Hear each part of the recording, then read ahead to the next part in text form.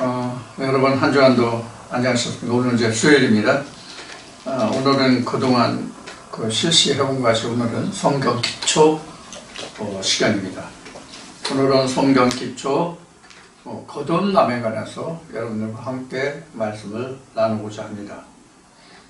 오늘 여러분들과 함께 거듭남에 관해서 말씀을 인용할 말씀은 베드로전서 1장 23절입니다.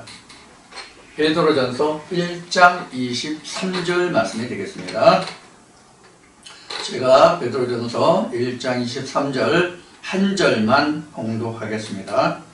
너희가 거듭난 것이 썩어질 씨로 된 것이 아니요 썩지 아니할 씨로 된 것이니 하나님의 살아있고 항상 있는 말씀으로 되었느니라. 아멘. 그러니까 우리가 거듭났다고 하는 것은 이 말씀의 본문에 지금 베드로전서 1장 23절의 본문 말씀에 지금 표면적으로 기록하는 것이 뭐냐면 썩어질 씨가 아니라 썩지 아니할 씨로 됐다 이렇게 나왔죠. 그럼 우리가 이제 씨가 뭔가 하는 것을 우리가 봐야 되겠죠. 씨에 관해서 가장 많이 언급된 말씀은 마태복음 13장 예수가 증거한 씨 뿌리는 자의 비유를 통해서 씨에 관해서는 가장 많이 언급되어 있다고 말할 수 있을 거예요. 그럼 이 씨가 뭐다 하는 것은 여러분들 이제 귀에 딱지가 앉아서 하나님의 말씀은 씨가 한 말씀이 어느 말씀에 있는지 아시죠? 누가복음 8장 11절. 누가복음 8장 11절.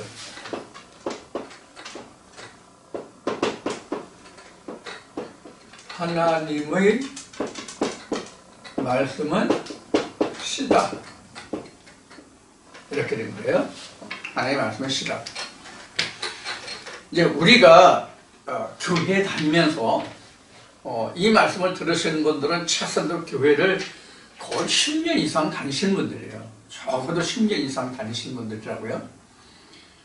그럼 우리가 시간으로 봐가지고 10년이라면 우리가 사회에서 통상 쓰는 말로 하면 강산이 변한다는 시간이잖아요. 10년이면요. 그런데 지금은 세월이 얼마나 빠르고 변화가 얼마나 빠른지요. 지금은 10년이 아니라 1년에 강산이 몇 번 변할 정도로 지금은 아주 굉장히 빠른 속도로 세상이 변화하고 있어요. 마치 하나님이 다니엘을 통해서 말씀하신 바와 같이 다니엘아 빨리 덮어라, 세상의 왕래가 교통이 빠르고 뭐 이런 말씀같이 지금 엄청 빠르죠. 지금 빛의 속도로 지금 세상이 변화하고 있다고 봐야 돼요. 그러면 하나님의 말씀도 세상의 변화하는 것과 같이 변화된다고 해야 되거든요. 세상의 변화는 결국은 언어의 변화이고 과학의 변화이고 이런 것들이 병행되지 않으면 세월이 변화할 수가 없거든요. 가장 우리가 피부로 잘 느끼는 세월의 변화는 전자과학일 거예요. 전자과학이 우리에게 가장 우리 시야로 육체의 눈으로 확인할 수 있는 것이 바로 자연과학이 아마 가장 쉽게 눈에 띌 거예요. 지금 우리가 흔히 하는 말로 지금 AI 시대라고 얘기하죠. AI 시대라고 얘기했죠. 제가 유튜브를 항상 몸에 끼고 산다고 할 정도로 지금 유튜브를 많이 들여다보고 있는데, 지금 유튜브에 보면요, AI 그래픽으로 나온 AI 사람이 있어요. AI 동영상이 나오겠어요. 진짜 사람보다도 더 존경해요. 그리고 지금 또 3D 프린터라고 해요. 입체 복사기죠. 인쇄이죠. 그러니까 이렇게 입체 복사기가 생겨가지고 지금요 사람 인형이 나오는데요. 그 소재가 얼마를 발달했는지요. 그 질감이 실제 사람의 피부를 느끼는 것보다 더 피부 같은 그런 느낌이 든대요. 잡아다리면 늘어나고요. 신축성에서 탄력이 있고요. 사람하고 그 대응이요 굉장히 아주 뭐랄까 아주 마일드하게 부드럽다 그럴까 이렇게 만들어진 것은 딱딱하고 이질감이 생기잖아요. 그런데 굉장히 부드럽고 이질감이 아주 거의 없는 진짜 사람하고 똑같은 그런 지금 시대까지 이르렀어요. 그럼 다만 우리가 그 만들어진 인간이 AI 인간에 대해서 사람과 차이가 있는 것이 뭐냐면 그 자체 사고가 그 한계가 있다는 것뿐이에요. 우리가 이제 몇 년 됐지만 그 이세돌이라는 기사가 있죠. 바둑기사. 바둑기사가 있는데 AI와 바둑을 둬가지고 그 판판이 졌던 그런 정보가 있죠. 수만의 그 알고리즘을 해가지고 그 이세돌의 바둑이 뭐 프로 구단인가 뭐라고 얘기하는 것 같은데 결국은 AI한테 졌죠. 바로 이러한 세상이 와 있어요. 이제 과학의 이와 같이 우리가 발달되어 있어서 그 우리에게 그 참 사람인지 아니면 만들어진 건지 구분을 못할 정도로 그런 이제 시대에 이르러 있어요. 뭐 인공위성 뭐 이런 거는 뭐 이미 뭐 옛날 얘기고 뭐 60년대 중반에 벌써 인공위성이 떴으니까요. 자, 이와 같이 세상의 발달은 그 과학의 발달이고 과학의 발달은 언어의 발달이기도 하고 언어의 발달은 그 수학의 발달이란 말이에요. 과학은 수학이 입증해주지 않으면 과학이 아니에요. 그래서 과학을 입증하는 건 수학과 물리학이거든요. 그리고 화학이거든요.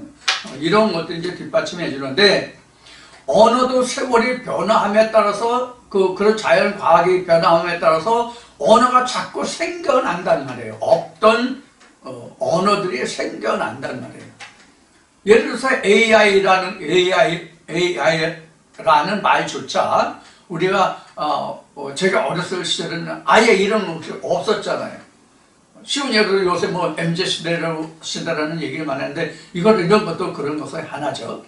자, 세상도 이와 같이 하루가 다르게 변화하는 급속으로 변화하는 이런 시대에 있어요. 그럼 하나님의 말씀도 이와 같다고 봐야 돼요. 우리가. 그럼 하나님의 말씀도 이와 같다고 보는 것은 뭘 얘기냐면 그만큼 하나님의 때도 가까워졌다 이렇게 봐야 된다 그런 얘기예요.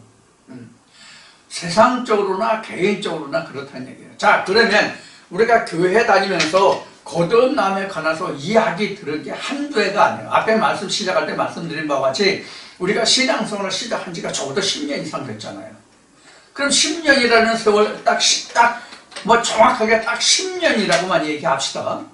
10년이라고 얘기하면 10년을 신앙생활을 하면서 거듭남에 대해서 한두 번 들었겠습니까?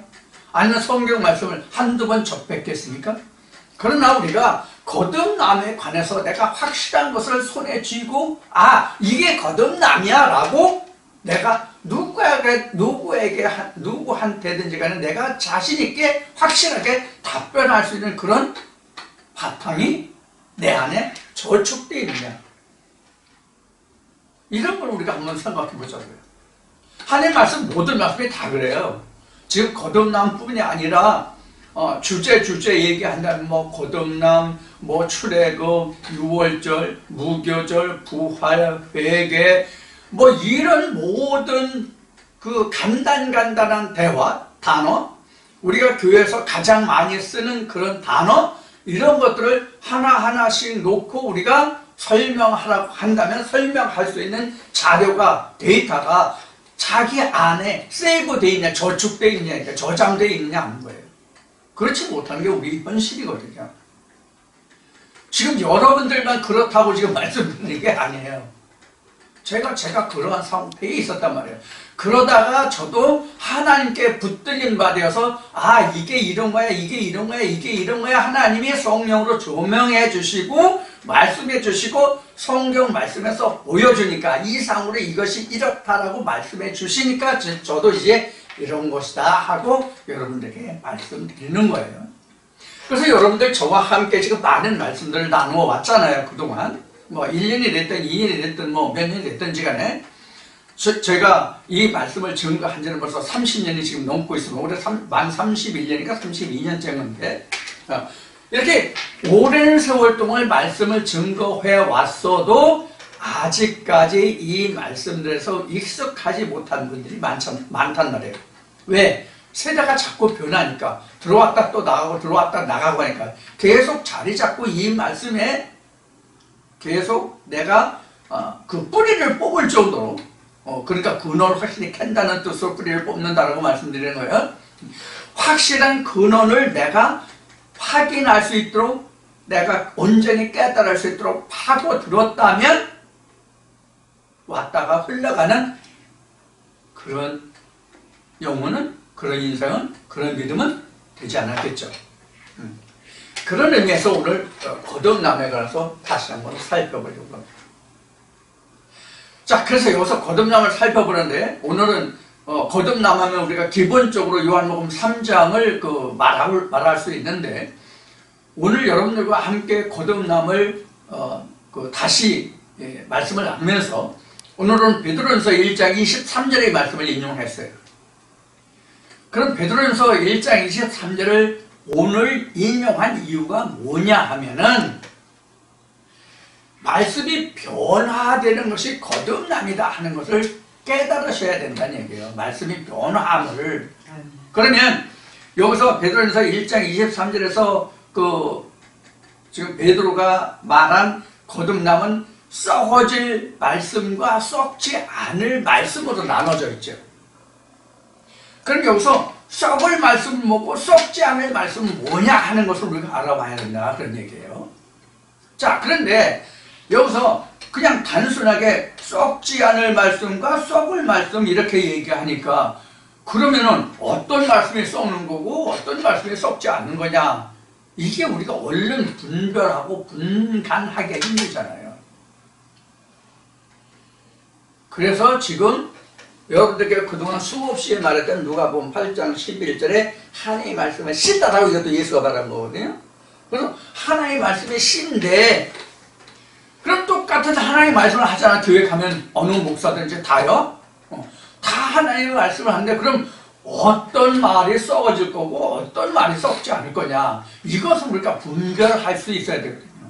이거 쉬운 예로 분별하면서 구별할 수 있어야 된단 말이에요. 이걸 구별하지 못하면 저도 하나님의 말씀이고 저도 하나님의 말씀이고 그도 저도 다 하나님의 말씀이지 뭐는 썩을 거고 뭐는 썩지 않을 거냐, 이런 물음표가 달릴 수밖에 없단 말이에요. 자, 그러면 썩을 것과 썩지 않을 것이라는 것은 뭐냐, 하나님의 말씀은 다 시인데 하나님의 말씀은 다 시인데 무엇이 썩을 거고 무엇이 썩지 않을 거냐 하는 거예요. 자,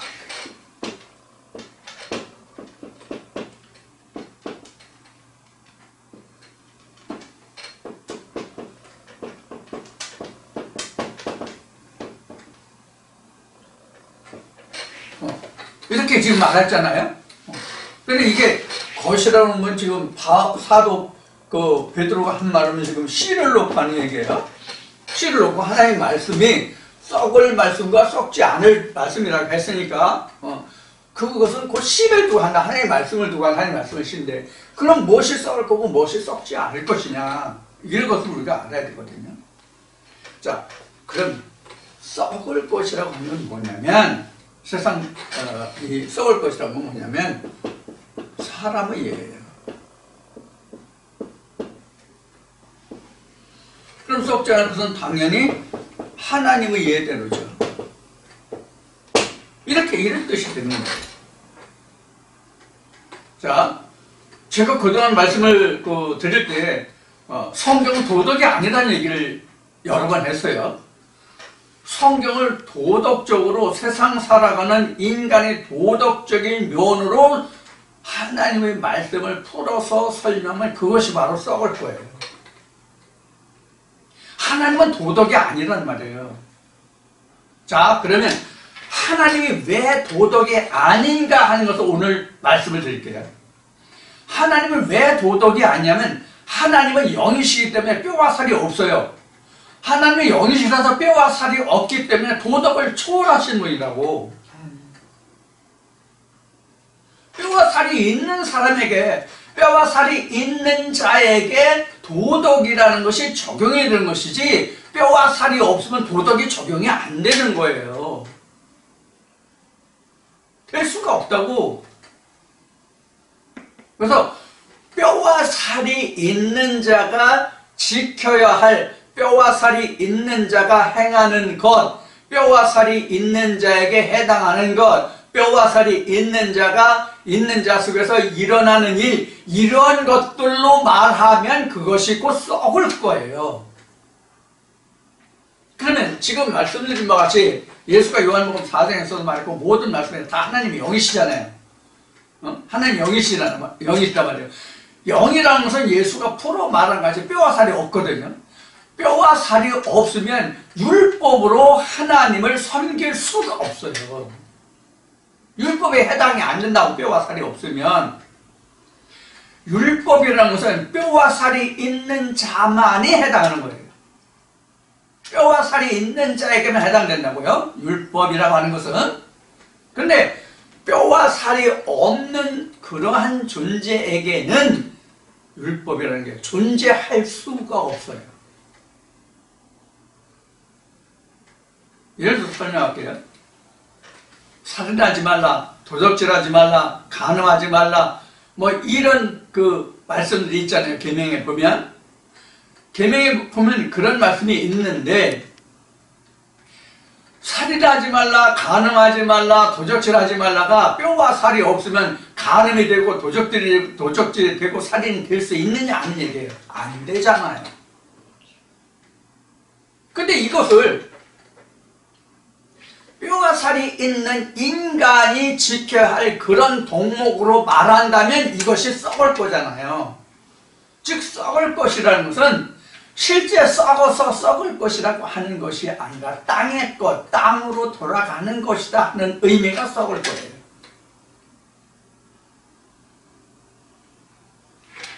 하나님이 요한복음 1장에서 기록했듯이 하나님의 이 말씀이라고 그랬잖아요. 이 말씀이 썩어요? 이 말씀이 썩어요? 썩을 수가 없어요. 어떠한 경우에도 하나님의 말씀이 썩을 수가 없다고. 즉 변개되지 않는다고요. 변화되지 않는다고요. 가치가 그대로 영원히 그 가치가 유지된단 말이에요. 이게 썩지 않을 거예요.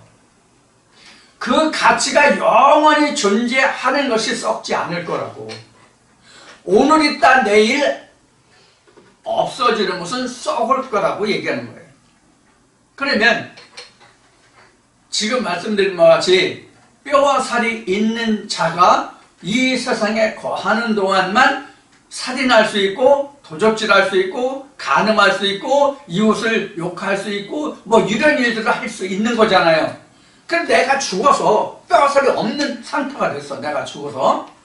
그러면 그때도 내가 살인하지 말라, 간음하지 말라, 도적질하지 말라, 내 이웃을 내 몸과 같이 하라, 이런 말씀을 내가 행할 수가 있어요? 아니면 그것을 지킬 수가 있어요? 어떻게 할 수 있어요? 아무것도 할 수 없어요.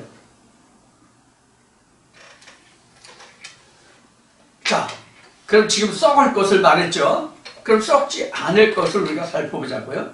썩지 않을 것이란 지금도 할 수 있고 내가 육신을 벗었을 때도 똑같은 가치가 유지되는 것, 이게 썩지 않을 거예요. 그래서 썩지 않을 것이라는 것은 영원성을 놓고 얘기하는 거예요. 썩을 것이라는 것은 한시적이라면 썩지 않을 것이라고 하는 얘기는 영원성을 놓고 얘기하는 거란 말이에요. 오늘 있다 내일 아궁이로 들어가거나 오늘 있다 내일 없어질 것은 썩을 것이고, 오늘과 내일 똑같은 등값, 똑같은 가치를 가지는 것은 썩지 않을 것이란 말이에요. 무슨 뜻인지 이해하시겠죠? 제가 늘 느끼는 것이, 말씀을 전할 때 느끼는 것이 뭐냐면, 어떻게 하면, 어떤 예를 들어서 어떤 말로 풀어서 이렇게 설명을 하면 이 말씀을 듣는 자로 하여금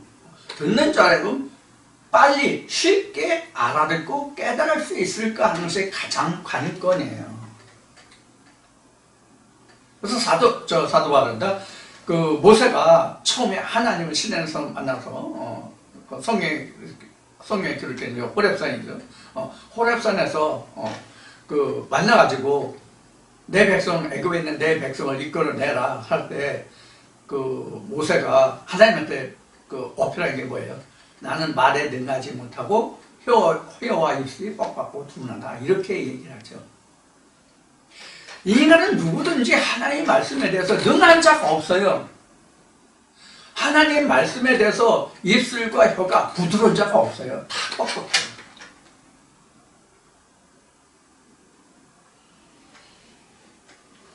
누가 하나님을 알고 처음부터 인생에 태어나면서 하나님을 알고 그 말에 대해서 능통했습니까? 누가 하나님의 언어에 대해서 능한 자가 있었냐? 그래서 성경은 여호와가 지으신 입, 여호와가 지으신 눈, 코, 입, 이목구비가 그래서 있는 거거든요. 여호와의 지으신 지음을 받아서 하는 것이 그래도 사람으로서는 하나님의 말씀이 혀와 입술이 뻑뻑하고 둔하고 그 말을 능하지 못하다고요. 그래서 어떻게 하면 말씀을 전하는 자는 이 말을 쉽게 알아들을 수 있도록 이해할 수 있도록 설명을 자세하게 풀어주느냐 하는 것이 늘 관건이거든요. 그래서 저도 혀와 입술이 뻑뻑하고 둔해가지고 말을 능하지 못하기 때문에 듣는 그 주위 백성으로 하여금 그동안 많은 어려움을 주게 했다고 그럴까요? 줬다고 그럴까요? 이제 그런 면이 없지 않아 있어요. 그래서 처음 시작할 때부터 당신이 하는 말은 너무 어렵다, 듣기 어렵다는 얘기를 많이 들었거든요. 지금까지 30년이 넘는 동안. 자, 그래서 다시 본론으로 들어가서 그래서 하나님의 모든 말씀은 다 시예요. 하나님의 모든 말씀을 시인데 그 시를 어떠한 시로 주느냐는 것을 조금 더 근본적으로 말씀을 드릴게요. 이 썩을 것이라는 것은 뭐냐면 표면적인 설명이 썩을 거예요. 이건 이면적인 설명이죠. 당연히 표면적과 이면적인 설명. 요거는 겉으로 말하는 거고 이거는 속으로 말하는 거란 말이에요. 즉 이거는 육신에 관한 거라면 이건 영에 관한 거란 말이에요. 그러니까 육신에 관한 거로 말하면 썩을 것이고 영으로 말하면 썩지 않을 것이고 그렇다는 얘기예요. 똑같은 하나의 말씀인데 그러면 이 말씀을 지금 전하고 증거하고 있는 저나 이 말씀을 지금 듣고 계신 여러분들 지금 저와 함께 지금 나누는 이 말씀 이전의 신앙생활을 한번 회상해 보자고요. 이전 것을 회상해 보면 지금 요 1번에 해당하는 것으로 하나님의 말씀을 우리가 배우고 듣고 그렇게 받아들였고 그랬잖아요. 저만 그런 것이 아니라 여러분들도 똑같은 과정을 겪었단 말이에요. 그러다가 어느 날 호련히 이 말씀을 듣기 시작하면서부터 썩어질 것이 썩지 않을 것을 지금 변화돼 가고 있는 과정이에요. 그래서 사도 바울은 어느 한 말씀으로 어느 한 경점에 완전히 끝나는 것이 아니기 때문에 이루었다 함도 아니다 라고 해요. 이루었다 함도 아니고 잡았다 함도 아니다. 내가 예수 그리스도가 왜 이 힘들고 어려운 길을 스스로 쫓아갔는지 이를 알려야 내가 푯대를 향해서 내가 알고자 해서 달려간다라고 고백했잖아요. 우리도 그런 거예요. 그래서 우리가 한 말씀 한 말씀 이제 저와 함께 이 말씀을 이제 깨달아 가잖아요. 그러면 한 말씀 한 말씀 한 말씀 한 말씀 깨달아가는 그 과정, 그 말씀마다 나는 거듭남이고 그것이 썩을 것이 썩지 않을 것으로 변화되는 것이고 그렇단 말이에요. 그렇게 해서 내가 하나님의 나라로 차츰차츰 지어져 가고 하나님의 말씀이 내 안에서 썩을 것이 썩지 않을 것으로 지경이 넓어진단 말이에요. 그래서 우리는 거듭남이라고 하는 것이 어느 시점에 있어서 그 경점을 지나면 거듭남이 없어지는 것이 아니라 하나님 안에서 거듭남이라는 건 내가 장막 벗을 때까지 경주해야 될 문제예요.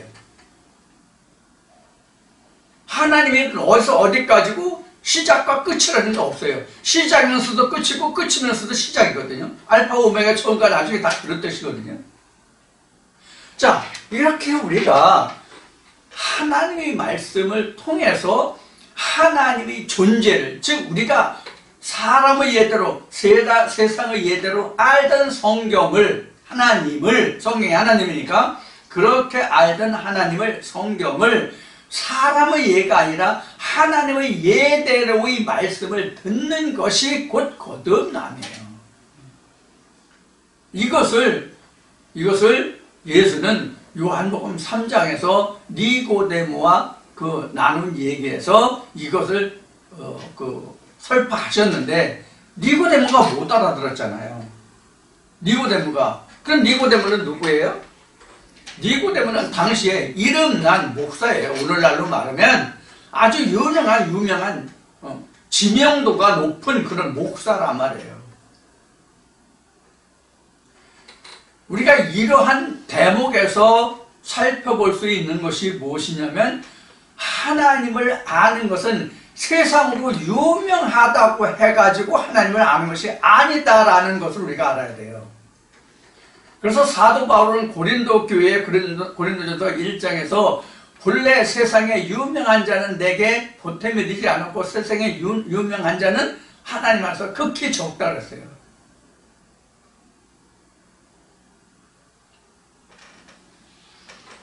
그리고 잠언인가 전도서 말씀에 보면 이런 말씀도 있어요. 세상에서 지혜 있다, 지식 있는 자들을 눈을 어둡게 보고 부끄럽게 한다는 말씀에서 이제 이사야서 그런 비슷한 말씀을 이제 나눌 텐데 이런 말씀들이 성경에는 많이 있단 말이에요.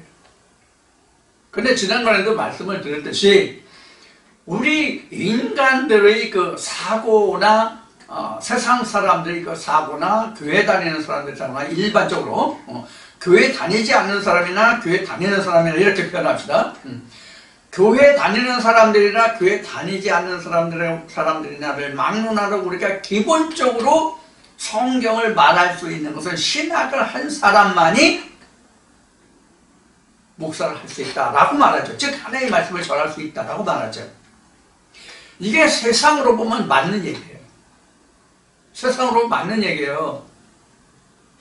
검사나 의사나 이런 자격 고시를 본 사람들이 의사를 할 수 있고 변호사를 할 수 있고 검사도 할 수 있고 재판관도 할 수 있고 그렇잖아요.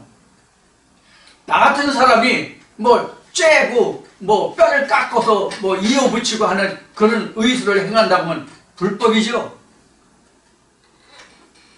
그런데 오히려 성경은 하나님이 보시는 잣대와 사람이 보는 잣대가 전혀 반대라는 거. 그래서 성경을 말하냐, 누가 내가 보낸 자냐. 그래서 예수는 그랬잖아요. 내가 아버지께서 보냈다.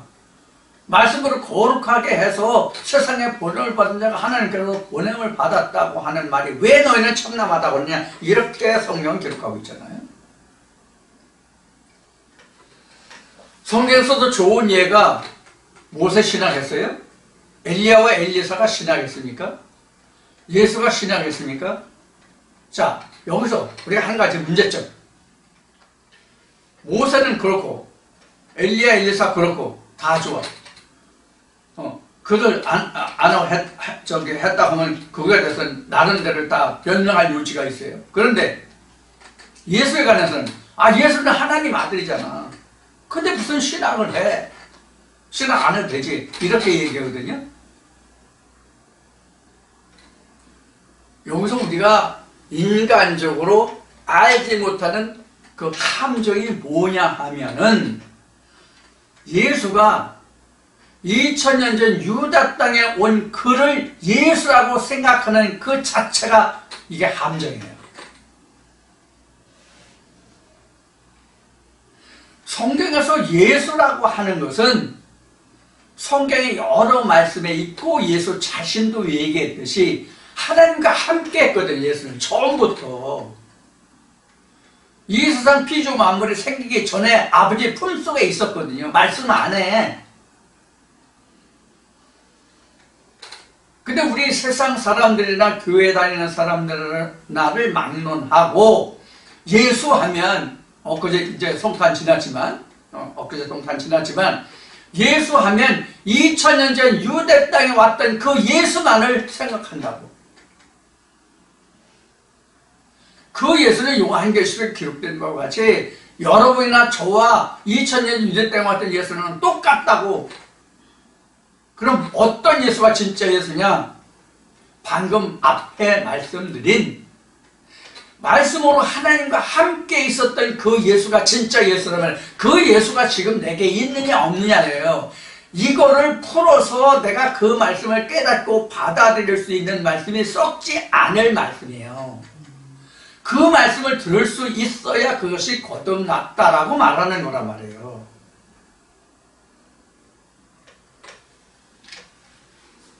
거듭났다라고 목사가 안상에서 당신은 하나님들의 이제 구원받았다, 당신은 생명책에 넣었다, 그렇게 해가지고 거듭나는 게 아니에요. 거듭나는 것은 그렇게 나는 게 아니라 내가 모태에 아버지가 씨를 줘서 어머니 모태에서 잉태되는 것과 같은 과정이에요. 이게 뭘 말하는 거냐면 하나님 말씀이 씨잖아요. 그러면 내가 고린도후서 11장 2절에 기록된 말씀같이 내가 하나님의 신부가 돼서 하나님의 씨를 받아서 내 속에 그 씨를 잉태해서 그 아기 예수를 요한일서 5장에 있는 말씀같이 그 아기 예수를 내가 잉태하고 출산하는 것을 내가 목도해야 그게 거듭남이라고. 이게 썩지 않을 말씀으로 됐다는 뜻이에요. 이게 거듭남이에요. 그래서 이건 사람이나 육종으로 하지 않고 오로지 하나님의 말씀으로 된 것이니라. 이것을 하나님의 독생자 예수 그리스도가 나타내셨느니라 이렇게 요한복음 1장에서 설명하고 있는 거예요. 이걸 목도한 자 얘는 모르거든. 그럼 목도했다는 얘기는 뭐냐? 자기가 잉태해서 낳아서 그 아들을 품에 안아야 한다니까. 그 강보에 쌓인 아기를 엊그제 얘기했죠. 성탄 예배로요. 그 강보에 쌓인 아이를 내가 목도한 그 자체가 거듭남을 자기가 확인하는 거예요.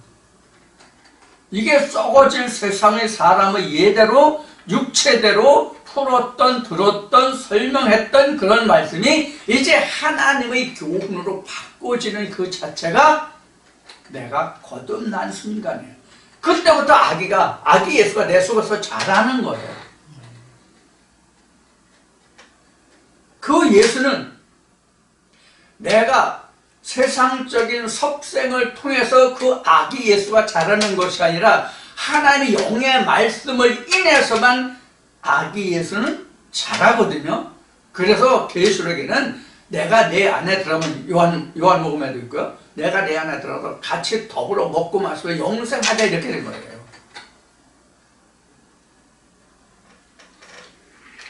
그러면 거듭남이라고 하는 것이 결국은 쉽게 얘기하면 베드로가 지금 1장 23절 베드로전서 1장 23절에 기록된 것처럼 말씀이 변하는 거예요.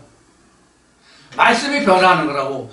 쉬운 예로 사람의 예대로 육체대로 세상적인 예대로 풀어지고 보던 말씀을 이제 하나님의 관점에서 이 말씀이 풀어지고 보여지고 깨달아지는 이 자체가 거듭남이에요. 그렇게 되면 말씀이 풀어져야만. 그러면 이 말씀이 풀어지니 한 번만 풀어지면 그것으로 끝이냐? 네버. 노가 아니라 네버. 노는요, 그 부정 확률이 20%가 30%래요. 네버는 100% 부정이래요. 영어권에서 설명을 해요.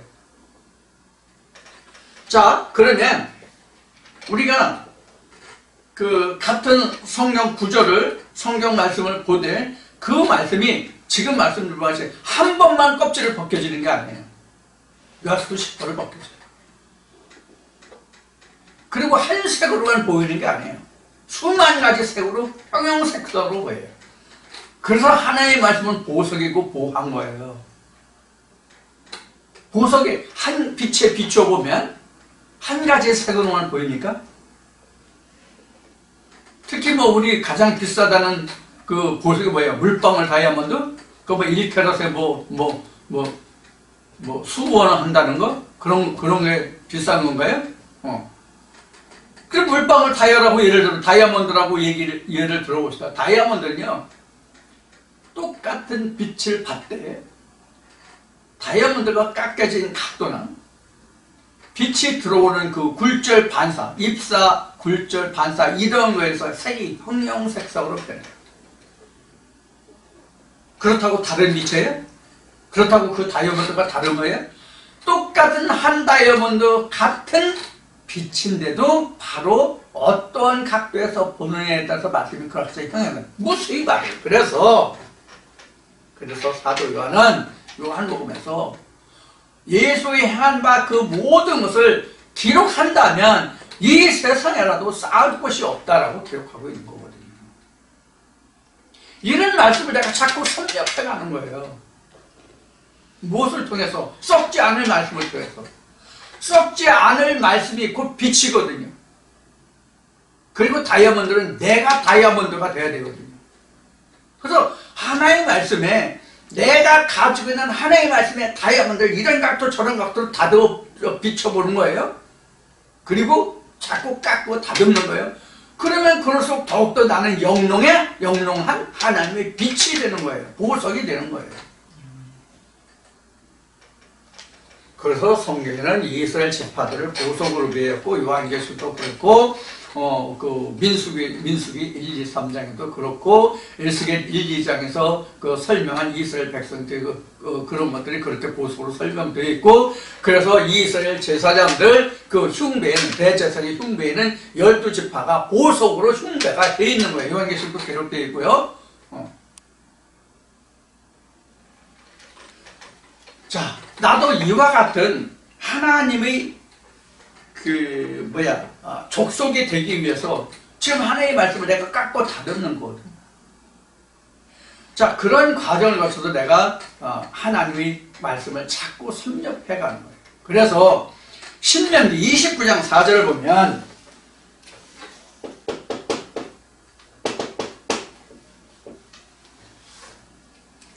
신명기 29장 4절 말씀을 보면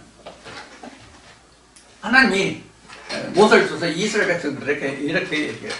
너희들이 지금까지 애굽에서 시작해서 광야를 거쳐서 너희들이 광야 거쳐서 지금 광야 신명기는 광야 시대니까 여기까지 왔는데 너희들 그동안 수많은 나의 하나님의 행함을 너희들이 보지 않았느냐.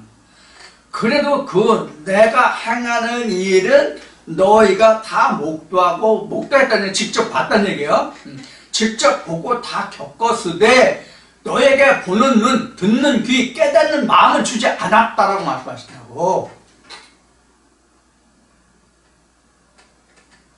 이것을 여러분들에게 조금 풀어서 말씀드리면, 광야에 나왔다는 얘기는 일반 신학에서도 그런 얘기를 많이 하죠. 광야에 나왔다는 교회에 나온 것을 얘기합니다. 광야는 교회를 말한다. 왜냐하면 광야에서 이스라엘 백성이 하나님의 계명을 받았기 때문에 교회에 나왔다 이렇게 얘기하는 거예요. 근데 광야도 크게 나누면 두 광야예요. 예수도 광야에서 외쳤고 예수도 광야에서 외쳤거든요. 그럼 세례요한은 광야에서 외치지 않았나요? 그러면 모세와 세례요한과 예수 다 광야에서 외쳤거든요. 그럼 이 광야에서 외치는 세 사람의 목소리 중에 누구의 목소리를 들을 거냐, 누구의 음성을 들을 거냐 하는 거예요. 영원히 모세의 음성만 듣는 사람도 있고요. 영원히 요한의 음성만 듣는 사람도 있고요. 모세에서 요한에서 예수로 와서 예수의 마지막 때 음성을 들을 사람도 있고 이런 거거든요. 그래서 마지막 때 예수가 광야에서 증거하는 그 말씀을 듣지 못하면 다 거듭나지 않은 거예요. 거듭난다는 것은 모세, 요한, 예수까지 와야 거듭난 거예요.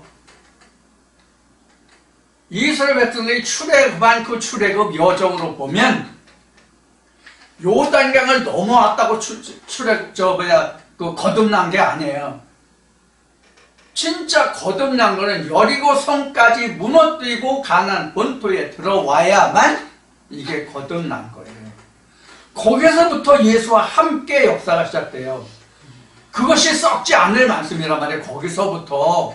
즉 볶음국식만 먹을 때, 볶음국식이라는 것은 하나의 말씀으로만, 하나의 말씀이 빛이 부리니까 하나의 말씀으로만 난 거, 그게 이제 볶음국식. 이게 예수 그리스도의 피와 살이에요.